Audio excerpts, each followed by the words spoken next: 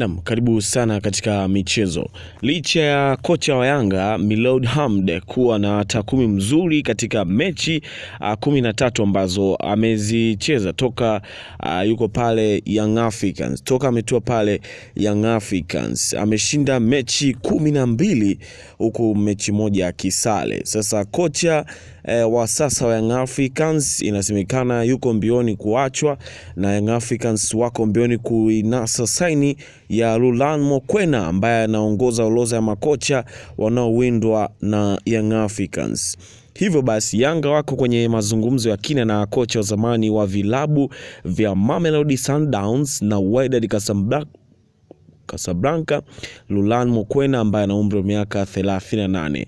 Rulani Mokwena yuko tayari kupunguza kiwango chake cha mshahara ili kuja kushinda vikombe na Yanga. Ushanifahamu? Yanga anamhitaji kocha huyu aje na wasaidizi wake, kocha viungo, fitness na video analyst. Yanga wanamtaka Rulani Mokwena haraka sana, chochote kinaweza kutokea wiki hii. Kwa hiyo kuanzia wiki hii chochote kinaweza kutokea kwa kocha huyu Rulani Mokwena kutua pale katika klabu ya Young Africans. Wengine wakauliza vipi kuhusiana na kocha Ibenge? Je, atakuja pale katika Young Africans? Jibu ni hapana. Kwa sababu rasmi Yanga wameachana na mbio za kumsaini Jean Florent Ikwange Ibenge.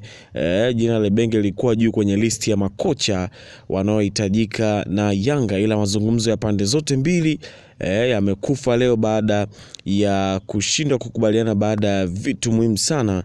Kwa hiyo kwa mara nyingine Ibenge hatakuwa kocha wa Yanga. Kumbuka msimu uliopita alikuwa anamhitaji na msimu huu pia walikuwa wanamhitaji Young Africans. Kwa Yanga wameka nguvu kwa Rulani Mokwena, kocha wa Wydad Casablanca ambaye alitokea pale klabu ya Mamelodi Sundowns.